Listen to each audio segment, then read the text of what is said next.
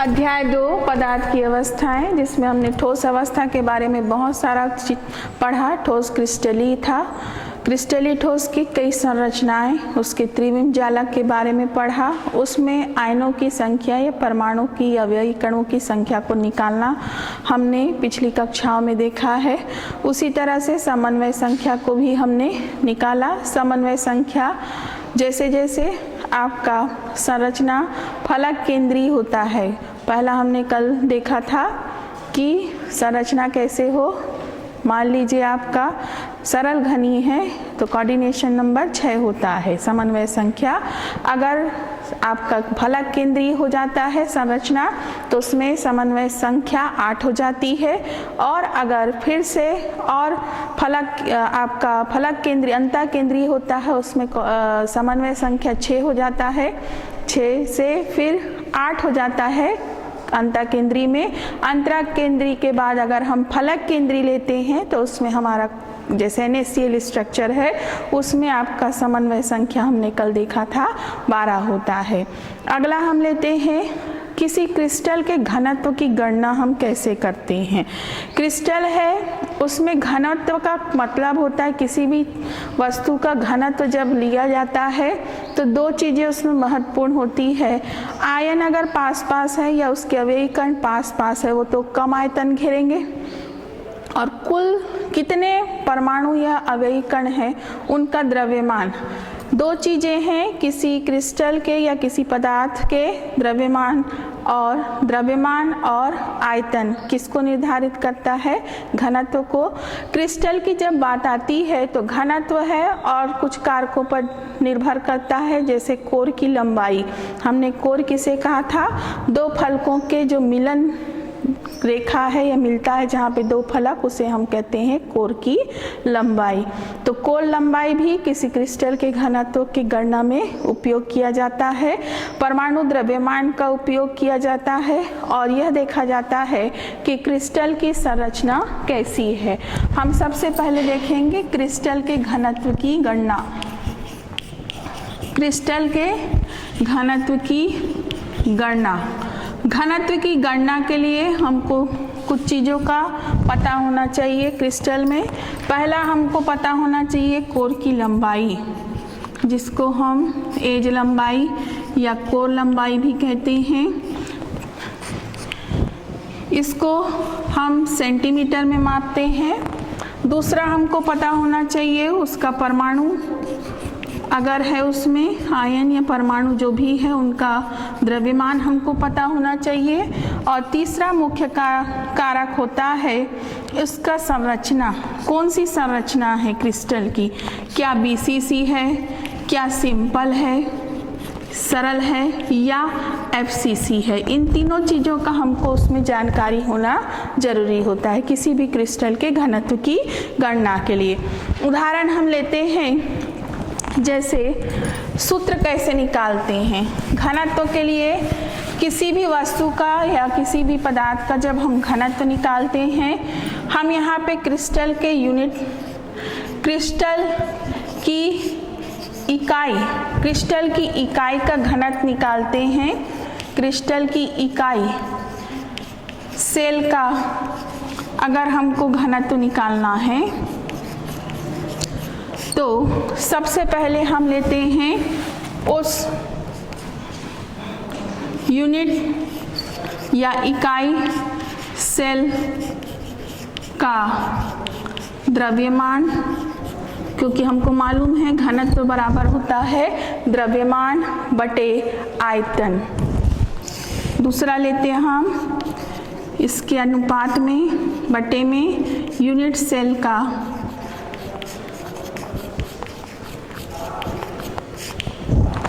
आयतन। फिर से घनत्व बराबर होता है द्रव्यमान बटे आयतन। अब हमको यूनिट सेल का फिर से घनत्व को सरल करना है। यूनिट सेल का घनत्व के लिए द्रव्यमान निकालना है हमको। तो द्रव्यमान कैसे निकलेगा किसी का भी, उसमें कुल परमाणुओं की संख्या को लेंगे और उस संख्या से उस परमाणु के द्रव्यमान को हम क्या कर देंगे, गुणा करेंगे। फिर से यूनिट सेल का कुल द्रव्यमान हम कैसे निकालेंगे, जैसे हमने एक बोला ये एक यूनिट सेल है, मान लीजिए ये एक यूनिट सेल है, ये सिंपल है, इसके घनत्व को निकालना है तो हम क्या लेंगे, इसमें कुल परमाणुओं की संख्या। तो हम लेंगे यहाँ पे इस द्रव्यमान को कैसे निकालते हैं, यूनिट सेल में कुल परमाणु संख्या गुणित परमाणु द्रव्यमान बटे यूनिट सेल का आयतन। अब आयतन कैसे निकालेंगे, उसके कोर की लंबाई से।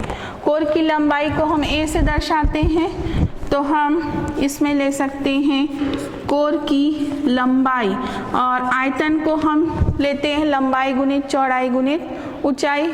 तो ये तीनों ही आपके मान हैं a। तो हम इसको कोर की लंबाई को क्या ले सकते हैं, आयतन को कोर की लंबाई का घन, कोर की लंबाई का घन। आयतन मतलब 3 है, लंबाई गुणित चौड़ाई गुणित ऊंचाई, तो हम कोर की लंबाई का क्या लेंगे इसमें, घन। अब यूनिट सेल के कुल परमाणुओं की संख्या को हम फिर से नया सूत्र लिखते हैं, यूनिट सेल का घनत्व बराबर, यूनिट सेल में कुल परमाणुओं की संख्या को हम Z से दर्शाते हैं, कैपिटल Z से। परमाणु द्रव्यमान को स्मॉल m से दर्शाया जाता है। फिर से यूनिट सेल में परमाणुओं की संख्या को हम कैपिटल Z से दर्शाते हैं, परमाणु द्रव्यमान को हम स्मॉल m से दर्शाते हैं, कोर की लंबाई को a से दर्शाया जाता है। तो a का क्या हुआ, ये घन, a का घन, और इसकी इकाई सेंटीमीटर है तो ये घन सेंटीमीटर, हम इसकी इकाई भी लिख सकते हैं यहाँ पे। अब हम लेते हैं ये हमारा परमाणु द्रव्यमान है m, उसको हम कैसे निकालते हैं, परमाणु द्रव्यमान, प्रत्येक परमाणु का द्रव्यमान m जो होता है उस एक परमाणु के द्रव्यमान बटे एवोगैड्रो नंबर से इसको दर्शाया जाता है। हमारा फिर से परमाणु द्रव्यमान, यूनिट सेल के परमाणु का द्रव्यमान m, इसको हम प्रत्येक परमाणु के लिए निकालेंगे तो m अपॉन n0। n0 यहाँ पे क्या है, एवोगैड्रो नंबर है जिसका मान 6.023 गुणित 10⁻23 होता है। फिर से n0 का मान एवोगैड्रो नंबर है 6.023 गुणित 10⁻, कितना होता है, 23। इस सूत्र में हम नया मान रख सकते हैं Z, जो कि यूनिट सेल में परमाणु की संख्या है, इनटू कैपिटल M परमाणु द्रव्यमान है, कोर जो कि कोर का घन जो कि हमारा आयतन है, गुणित हमारा क्या मिला हमको, n0 एवोगैड्रो नंबर। तो इस तरह से हमने घनत्व के लिए, किसी यूनिट सेल के घनत्व के लिए एक सूत्र निकाला है। यह सूत्र हमारा क्या है, Z into capital M upon a⁻3 या घन, a का घन, कोर की लंबाई का घन, गुणित हमने क्या लिया है, n0, जिसको हम क्या कह रहे हैं, एवोगैड्रो नंबर। अब हम यहाँ पे जैसे एक उदाहरण आपको बताए हैं, हमारा स्ट्रक्चर सिंपल है, केवल 8 कोने पर है। तो आपको मालूम है सिंपल जब होता है तो उसमें परमाणु की संख्या 8 कोने पर रहता है, प्रत्येक का 1/8 भाग होता है तो 1 होता है। तो यहाँ Z का मान हम कितना लेंगे, 1 सिंपल के लिए। अगर आपका BCC होता तो इस Z का मान क्या होगा, 2। पढ़ा है आपने, बीसीसी में परमाणु की संख्या होती है यूनिट सेल में 2। अगर ये एफसीसी स्ट्रक्चर होता फलक केंद्रीय घनीय संरचना, फिर से लेते हैं जेड का मान।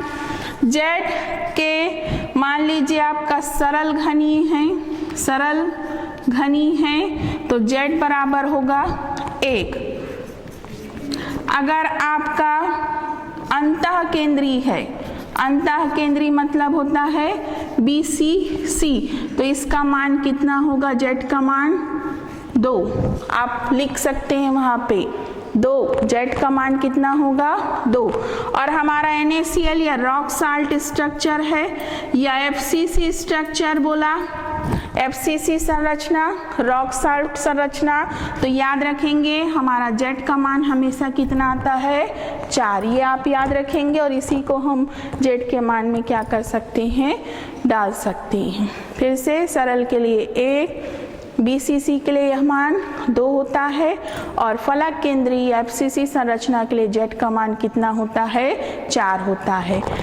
अगर हम गणितीय गणना करना चाहें, एक संख्यात्मक हल निकालना चाहें, आपकी पुस्तक में भी उदाहरण में प्रश्न दिया है, गणितीय प्रश्न जैसे दिया है, एक फलक केंद्रीय घनीय संरचना है। कौन सी संरचना है, फलक केंद्रीय घनीय संरचना। फलक केंद्रीय घनीय संरचना है, फलक केंद्रीय, संख्यात्मक उदाहरण में हम ले सकते हैं गणना करना, डी घनत्व का गणना करना। हमारा एक फलक केंद्रीय संरचना है, इकाई सेल की संरचना कौन सी है, फलक केंद्रीय है। और उस फलक केंद्रीय संरचना में हमारा परमाणु द्रव्यमान कितना है, परमाणु द्रव्यमान है 60 ग्राम।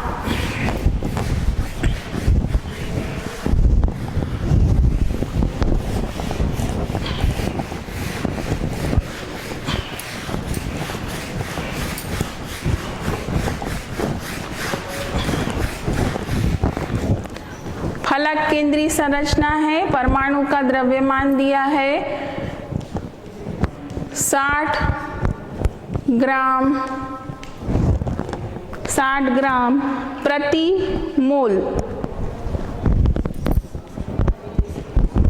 प्रश्न फिर से, एक फलक केंद्रीय संरचना है जिसमें परमाणु का द्रव्यमान कितना है, 60 ग्राम प्रति मोल। अगर इसी प्रश्न में आपको उसके फलक की लंबाई 400 पिकोमीटर दी गई है, फलक की लंबाई कितनी है, फलक की लंबाई 400 पिकोमीटर है, पीएम का मतलब होता है पिकोमीटर है। तो प्रश्न पूछा है, तो क्रिस्टल इकाई का हमको क्या निकालना है, घनत्व ज्ञात करना है। फिर से प्रश्न सुन लीजिए, एक फलक केंद्रीय घनीय संरचना है जिसमें परमाणु द्रव्यमान दिया है 60 ग्राम प्रति मोल और फलक के कोर की लंबाई दी गई है 400 पिकोमीटर। सेल का क्या निकालना है हमको, घनत्व। तो सबसे पहले कोई भी जब संख्यात्मक प्रश्न आपको दिया जाता है तो आप उसमें जो दिया है उसको पहले अलग से लिख लीजिए। दिया है, क्या क्या दिया है हमको, पहला फलक केंद्रीय घनीय संरचना है, फलक केंद्रीय है तो उसके लिए जेड का मान, फलक केंद्रीय है संरचना मतलब एफसीसी है और एफसीसी के लिए जेड बराबर होता है क्या, कितना होता है, हमेशा याद रखेंगे 4। अब दूसरा दिया है परमाणु द्रव्यमान, परमाणु द्रव्यमान जो कि कैपिटल M का मान है और इसका मान दिया है हमारा 60 ग्राम प्रति मोल। तीसरा क्या दिया है, फलक की लंबाई। फलक की या एज की लंबाई दी गई है और यह लंबाई हमको दिया है कितना, 400 पिकोमीटर। हमने आपको शुरू में ही बताया था कि कोण लंबाई को सेंटीमीटर में मापा जाता है, हम इसको पिकोमीटर में नहीं नापते। तो यहाँ फलक की लंबाई 400 पिकोमीटर है और 1 पिकोमीटर बराबर होता है 10 की घात ऋण 12 मीटर या 10 की घात ऋण 10 सेंटीमीटर। चाहे आप ये मान से इसको सेंटीमीटर लाइए या इस मान से आप इसको किस में बदल सकते हो, सेंटीमीटर में। फिर से हमको पिकोमीटर में कोण लंबाई नहीं चाहिए, किस में चाहिए, सेंटीमीटर में। तो हम लेंगे 1 पिकोमीटर बराबर होता है 10 की घात ऋण 12 मीटर या 10 की घात क्या होता है, ऋण 10 सेंटीमीटर। अब हम सूत्र लगाएंगे। हमारा सूत्र क्या था, यूनिट सेल का घनत्व या सेल का घनत्व बराबर क्या निकाला था हमने, Z कुल परमाणुओं की यूनिट सेल में संख्या गुणित M परमाणु द्रव्यमान बटे A की घात 3 या घन A का घन गुणित हम क्या लेंगे, N0। हम घनत्व के लिए मान रखते जाएंगे। पहला हमारा Z हमने निकाल लिया, हमारा संरचना क्या है, फलक केंद्रीय है, तो यह मान कितना आएगा, 4। M का मान हमारा कितना दिया है, 60 ग्राम प्रति मोल में खुला है ये। अब हम यहीं पे हमको इसको बदलना है किसमें, सेंटीमीटर में। A को किस में बदलना है हमको, सेंटीमीटर में। तो हम क्या लिखेंगे, 400 गुणित पिकोमीटर की जगह मैं क्या लिख रही हूँ, देख लीजिए ध्यान से, 10 की घात ऋण 10 सेंटीमीटर। क्या लिखा मैंने, पिकोमीटर की जगह 10 की घात ऋण 10 सेंटीमीटर। अब हमारा लंबाई निकालना है हमको, A3 चाहिए, वहाँ पे A3 चाहिए, तो A3 चाहिए तो हमने इसका घन लगा दिया। किसका घन लगाया है, 400 गुणित 10 की घात ऋण 10 सेंटीमीटर का घन। निकालिए मान, 400 गुणित 400 गुणित 400, 3 बार गुणा करेंगे तो हमारा आया 4 चौक 16, 16 चौक 64 और 64 के बाद कितने शून्य लगेंगे, 2 है, मतलब 2 एक बार के लिए 2 बार और 3 बार गुणा किया है तो कुल हमारा कितना शून्य लगा, 6। फिर से 4 गुणित 4 गुणित 4 64 हुआ और 2 2 शून्य और बढ़ जाएंगे 3 बार, तो आपके कितने शून्य लगा दिए हमने, टोटल 6। ठीक है। अब देखिए हम 10 की घात ऋण 10 का 3 बार कैसे गुणा करते हैं, इसको देख लीजिएगा, 10 गुणित ऋण 10 गुणित ऋण 10, तो ये गुणा में घात जुड़ जाते हैं। ठीक है, 10 10 10 कितने हुए, 10 की घात ऋण 30। सेंटीमीटर भी अपना घन रूप ले लेगा, घन सेंटीमीटर बोलोगे आप उसको। क्लियर है सबको। तो हमारा A3 का मान आया अभी देखिए 64, उसके बाद 640 लाख बोल सकते हो, ये 64 के बाद हमने 6 शून्य लगाया है।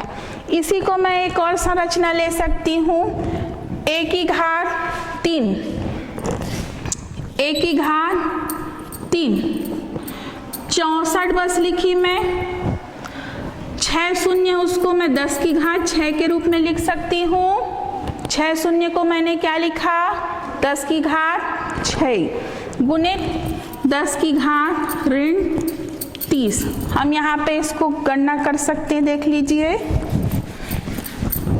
फिर से यहाँ पे हम गणना करके दिखा रहे हैं। हमने लिया A की घात 3, हमारा आया 64 कितना शून्य है 6 गुणित 10 की घात कितना आया है 30 घन सेंटीमीटर। ये आंसर आ गया है हमारा।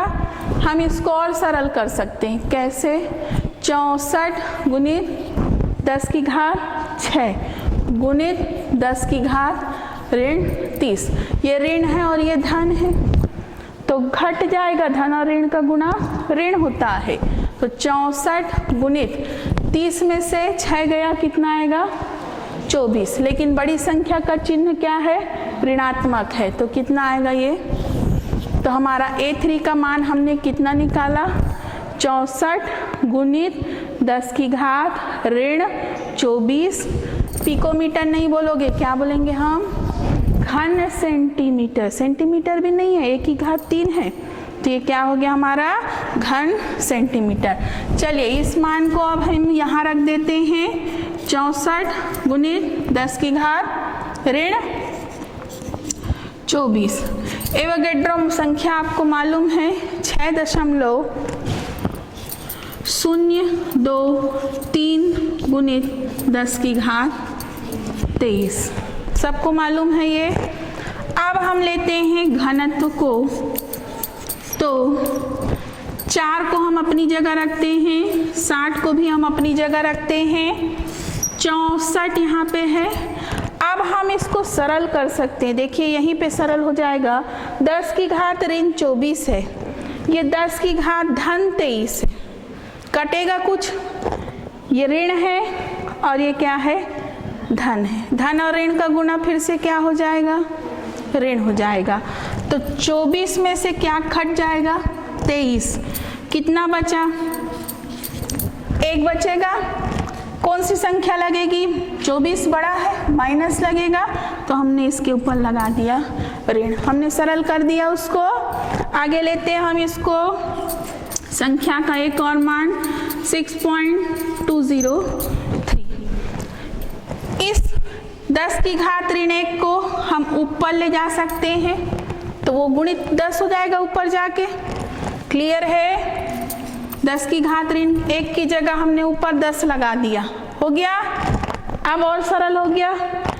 4 गुणित 60 गुणित 10 बटे 64 गुणित 6.023। आप कटा सकते हैं, हमारा आसान हो गया। हमने सब घात को सरल कर दिया है। घात को पहले सरल कीजिएगा फिर आप सवाल को सरल कीजिए, ठीक है? कटा दीजिए। आपका 4 एकम 4 एकम 4 और 6, ठीक है? इस तरह से अब हम 600 गुणित 600 भागित 16 भाग देंगे। उसके बाद फिर उस संख्या को 6.023 से भाग देंगे तो हमारा कुल आंसर आता है 6. इसको कटाने के बाद हमारा आंसर आता है 6.23। कितना आता है? घनत्व का मान 6.23। अगर हम इसकी इकाई निकालना चाहें तो हमको मालूम है ऊपर में ग्राम लिखा है और नीचे में हमने क्या लिखा था? घन सेंटीमीटर। किसकी इकाई है वो? घन सेंटीमीटर। कोर की लंबाई, ठीक है? तो हमारा जो घनत्व है 6.23 आ रहा है, उसको हम इकाई के साथ लिखेंगे। अगर आप इकाई के साथ नहीं लिखेंगे तो उत्तर आप गलत लिखते हैं, इकाई को छोड़ते हैं तो आपके नंबर कटते हैं। इतना ही नहीं लिखना है हमको। कितना लिखना है? 6.23। ऊपर में इकाई ग्राम है और नीचे क्या है? घन सेंटीमीटर। तो हम लिख सकते हैं प्रति घन सेंटीमीटर। हमारा उत्तर कितना आया है? घनत्व हमने कितना निकाला है यूनिट सेल का? फिर से 6.23 ग्राम प्रति घन सेंटीमीटर।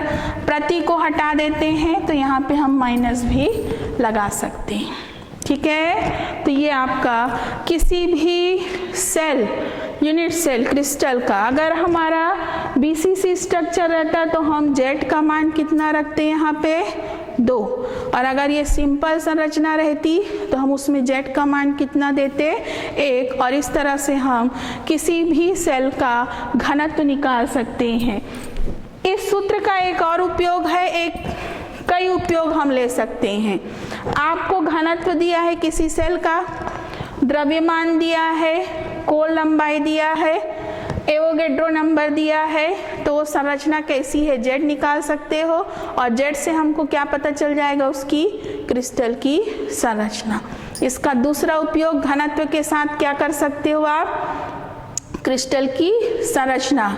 Z बाकी मान दिए हैं, Z नहीं दिया है तो आप Z भी निकाल सकते हो, ठीक है। और इसके अतिरिक्त हम परमाणु द्रव्यमान भी निकाल सकते हैं, बाकी मान दिए हैं, m का मान नहीं दिया है तो वो निकाल सकते हैं, या हमको सारे मान दिए हैं, कोर की लंबाई निकालने बोला तो वो भी निकाल सकते हैं, या फिर हम एवोगैड्रो नंबर को भी इस सूत्र से गणना कर सकते हैं। तो इस तरह से हम किसी क्रिस्टल के घनत्व की क्या करते हैं, गणना कर सकते हैं सूत्र से, Z into m upon a की घात 3 गुणित n0।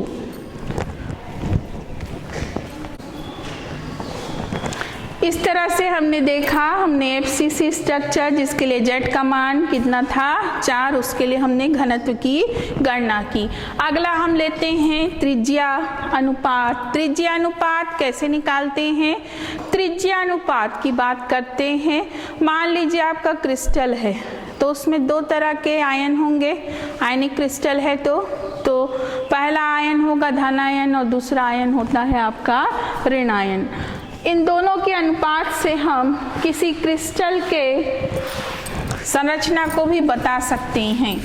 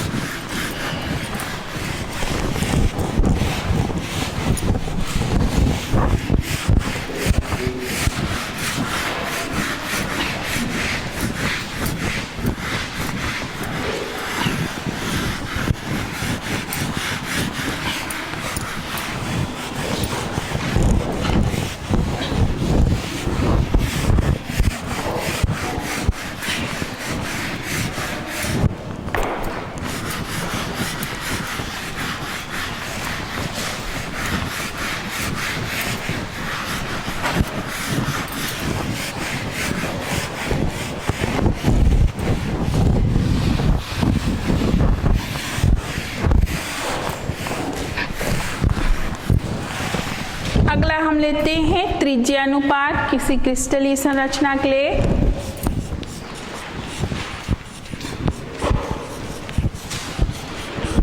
त्रिज्या अनुपात का मतलब क्या है, किसी भी क्रिस्टल में, आयनिक क्रिस्टल में दो तरह के आयन होते हैं।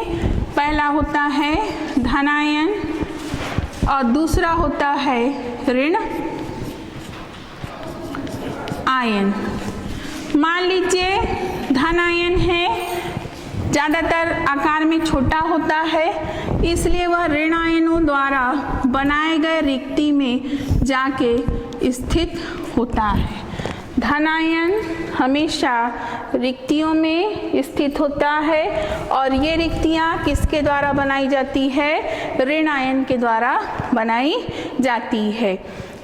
इसमें देखिए हम धन आयन और ऋण आयन की त्रिज्या को लेते हैं, किसी क्रिस्टल में दोनों की त्रिज्या को लेते हैं, तो त्रिज्याओं का अनुपात जो होता है उसको हम त्रिज्या अनुपात कहते हैं। फिर से किसी क्रिस्टल में उसके धन आयन की त्रिज्या, धन आयन की त्रिज्या जिसको हम R+ से दर्शाए या RC से भी इसको दर्शाया जाता है, R कैटायन बटे ऋण आयन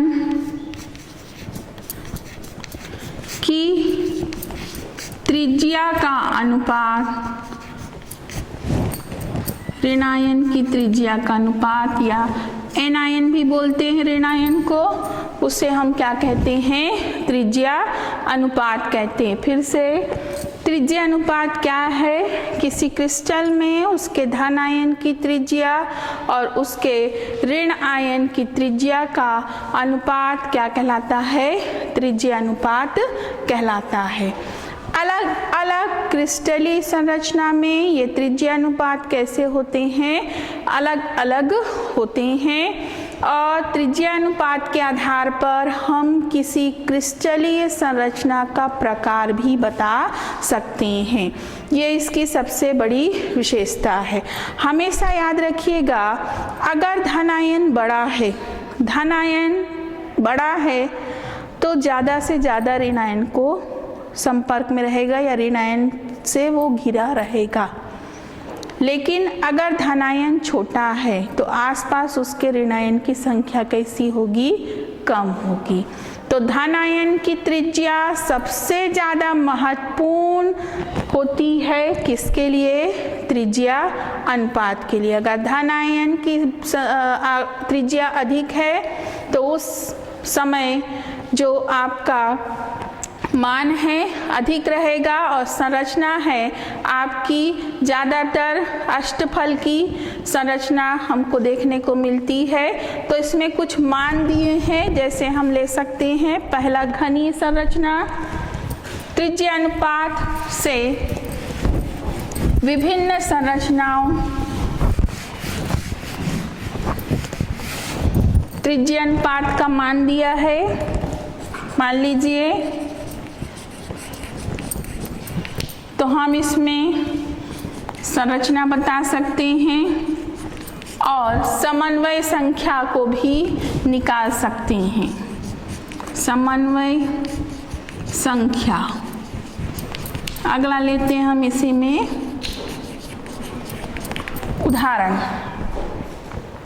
मान लीजिए आपका त्रिज्या अनुपात 0.732 से 1 पिकोमीटर के बीच आता है। फिर से मान लीजिए त्रिज्या अनुपात मतलब धन आयन की त्रिज्या बटे ऋण आयन की त्रिज्या का अनुपात 0.732 से 1 पिकोमीटर के बीच आता है। तो इसकी जो संरचना होती है उस क्रिस्टल की कैसी होती है? घनी। और घनी संरचना में यहाँ पे हम लेते हैं समन्वय संख्या कितना होता है? 8 कोऑर्डिनेशन नंबर। इसमें हम उदाहरण ले सकते हैं सीजियम क्लोराइड का स्ट्रक्चर, संरचना, सीजियम क्लोराइड की संरचना। दूसरा उदाहरण हम लेते हैं, हमारा अब पहला वैल्यू क्या था? 0.732 हमने इधर लिखा, ये मान रहेगा 0.414। शुरुआत कहाँ से होती है? 0.14 पिकोमीटर से 0.732 पिकोमीटर। त्रिज्या अनुपात कैसा हो गया है? अब कम हो गया है। तो जैसे ही जैसे कम होता है त्रिज्या अनुपात तो संरचना भी बदलेगी। संरचना हो जाती है यहाँ पे कौन सी संरचना? अष्टफल की। और इसमें अष्टफल की रिक्तियाँ जैसे सोडियम क्लोराइड में पाया जाता है उस तरह की संरचना हमको देखने को मिलता है। कोऑर्डिनेशन नंबर या समन्वय संख्या भी घट जाएगी। धन आयन की त्रिज्या बढ़ी तो हमने बताया था कि समन्वय संख्या बढ़ता है। अब यहाँ पे देखो त्रिज्या अनुपात घट रहा है मतलब R प्लस या धन आयन की त्रिज्या कैसी हो रही है? कम हो रही है, तभी तो मान कैसा हो रहा है आपका? घट रहा है। तो जैसे जैसे धन आयन छोटा होता जाएगा संरचना भी बदल रही है। और आप सबसे महत्वपूर्ण देखेंगे कोऑर्डिनेशन नंबर या समन्वय संख्या क्या हो रहा है? कम होता जा रहा है। इसमें हम उदाहरण ले सकते हैं, अभी बताया आपको NaCl का। अगला हम लेंगे, ये वाला मान हमारा क्या था? 0.414 अंतिम मान। तो हम यहाँ पे लेंगे 0.225 पिकोमीटर। 0.225 पिकोमीटर से 0.41 पिकोमीटर। संरचना फिर से बदलेगी, हमारी संरचना हो जाती कौन सी, चतुष्फल की रिक्ति आने के कारण चतुष्फल की रिक्ति में धन आयन स्थित होगा और कोऑर्डिनेशन नंबर पुनः घट गया, धन आयन का आकार कम होने से 4 हो गया। इसका उदाहरण हम ले सकते हैं जिंक सल्फाइड।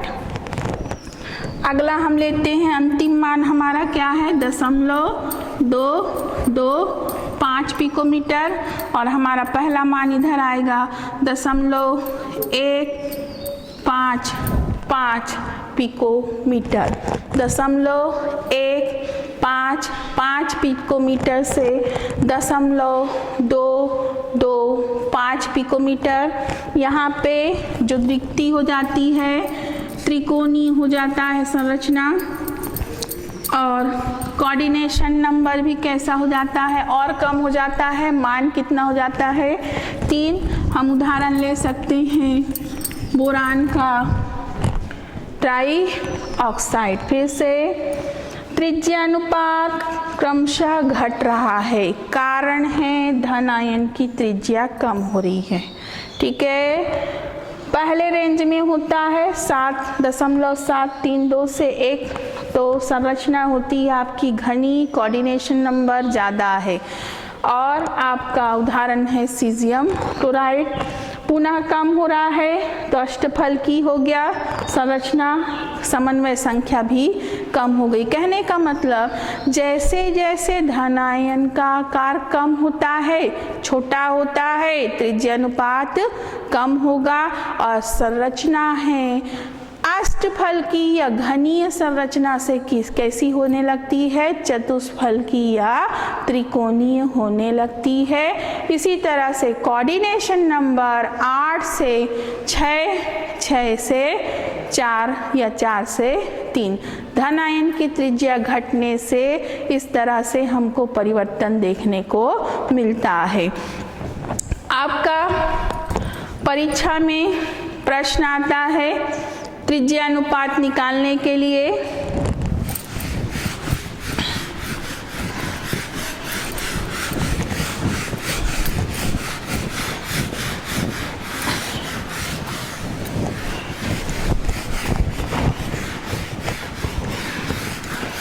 हम इस त्रिज्या अनुपात को निकालने के साथ एक उदाहरण भी दे सकते हैं। जैसे हमारा ये धन आयन है, शुरू में छोटा है तो इसमें समन्वय संख्या इससे जो जुड़े हैं, फिर से ये मान लीजिए हमारे ऋण आयन हैं और यहाँ पे कौन स्थित है, धन आयन।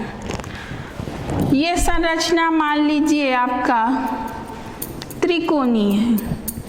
जैसे ही आपका धन आयन की त्रिज्या बढ़ेगी या त्रिज्या अनुपात है आपका 0.225 से क्या होगा, ज़्यादा होगा। त्रिज्या अनुपात कैसा हो रहा है, 0.225 से अधिक हो रहा है।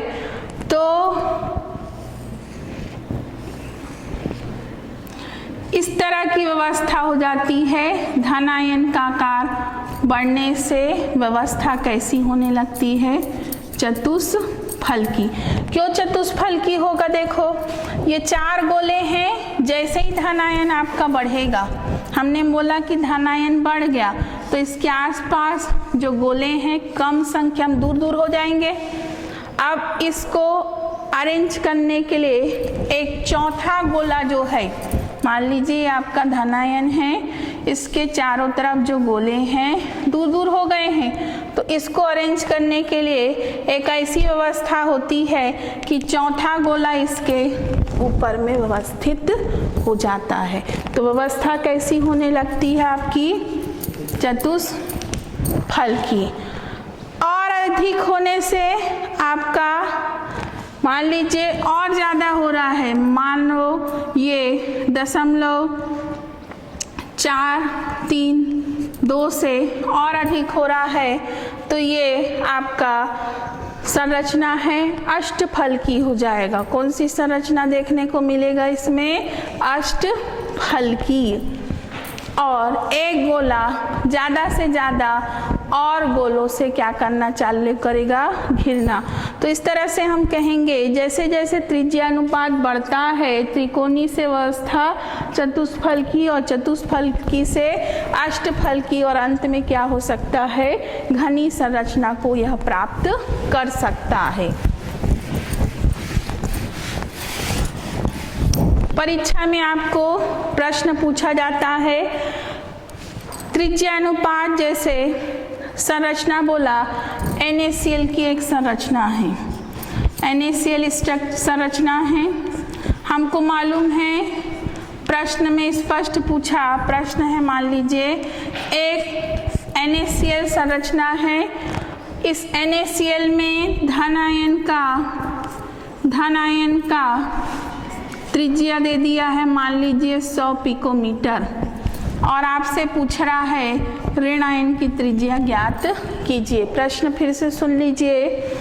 उसने प्रश्न में बोला कि हमारी एक NaCl की संरचना है, उसमें धन आयन की त्रिज्या हमको मिल गया है कितना, 100 पिकोमीटर।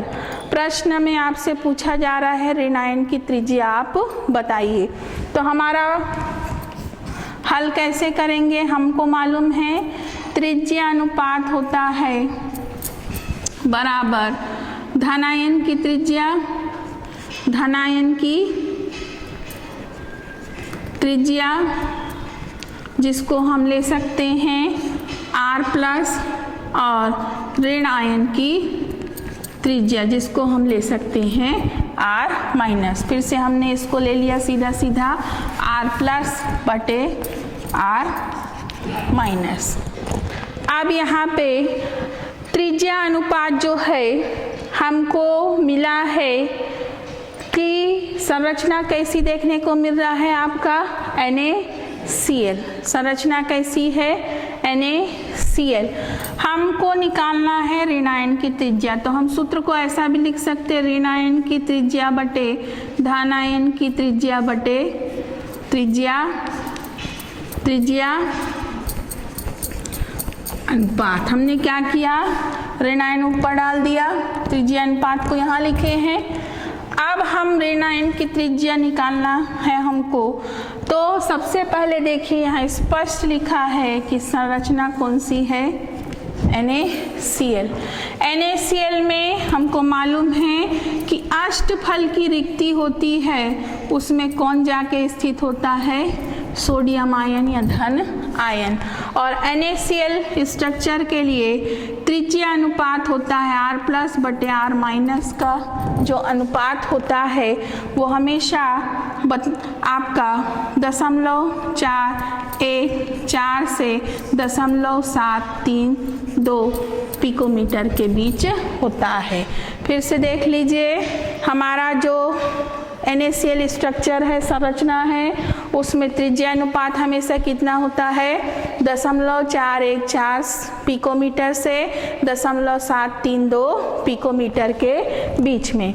तो हम इसमें रखेंगे ऋण आयन की त्रिज्या बराबर धन आयन की त्रिज्या, पहला अनुपात होता है 0.414 से, हमने बीच में से क्यों लिखा है, हमको एग्जैक्ट वैल्यू पता नहीं है, बटे फिर से R धन आयन की त्रिज्या बटे 0.414 पिकोमीटर से धन आयन की त्रिज्या बटे 0.732 पिकोमीटर। धन आयन की त्रिज्या हमको ऑलरेडी पहले से बता दिया है 100 पिकोमीटर। तो ऋण आयन की त्रिज्या देखिए 100 पिकोमीटर बटे 0.414 से 100 पुनः लेंगे हम बटे 7.32 पिकोमीटर। इस सवाल को अगर आप हल करते हैं, 100 को 0.41 से भाग देते हैं तो हमारा उत्तर आता है 241.6 पिकोमीटर। और दूसरा देखिए, हम 100 को 0.732 से कटाते हैं तो हमारा उत्तर आता है 136.6 पिकोमीटर। फिर से तो इस तरह से हम सवाल में क्या हल कर सकते हैं, हमारे ऋण आयन की त्रिज्या किस पिकोमीटर या किस दूरी में होगी, उसकी त्रिज्या का मान कितना होगा, 241.6 पिकोमीटर से 136.6 पिकोमीटर के बीच होती है। इसी तरह से हम आयनिक त्रिज्या की भी गणना करते हैं। आयनिक त्रिज्या के बारे में हम धनायन और ऋणायन की त्रिज्या अनुपात से ही निकालते हैं। इसमें आपका संरचना आपको पता होना चाहिए। संरचना अगर आपको पता है तो आप पता लगा सकते हैं कि उसका त्रिज्या अनुपात किस रेंज का है या कितना आएगा, और उससे आप किसी भी धनायन या ऋणायन की त्रिज्या को या किसी त्रिज्या अनुपात को हम गणना करके निकाल सकते हैं। धन्यवाद।